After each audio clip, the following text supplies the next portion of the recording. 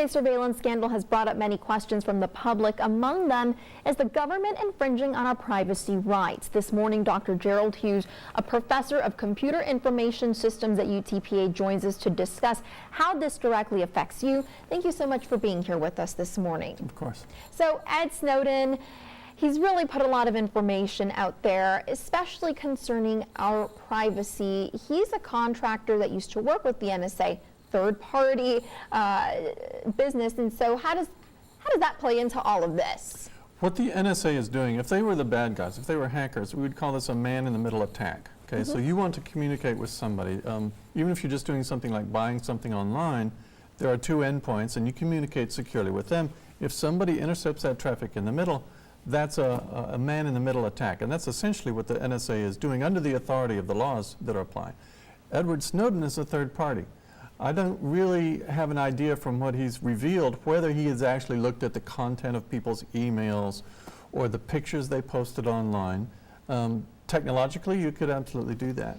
If you really are concerned about that yourself, and there are occasions when you might want to keep things confidential, there are tools that can be applied without too much difficulty. There's a hassle factor, but without too much difficulty, you can hide the stuff that you put out. And then an Edward Snowden, who, if he took it upon himself to look at people's things, would not be able to see what you were doing. That sounds so dangerous. Somebody just being able to almost take a glimpse into your life, because we've become such a social media, internet-heavy society, and we basically live our lives on things like our cell phones, and within that cell phone, a lot of these different programs. That's right. And for the social media things, if someone is looking to see what my opinion of all the latest music is, that doesn't matter.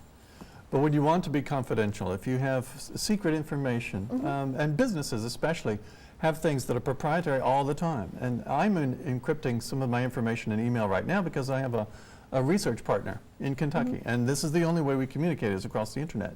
So if I have something that I want to be secret for him, then I'll just take a zip file. You know, people zip content anyway, just to make it shorter, but you can also encrypt it. And then it'll just say, hello, partner, and then the stuff which is important is inside the encrypted zip file.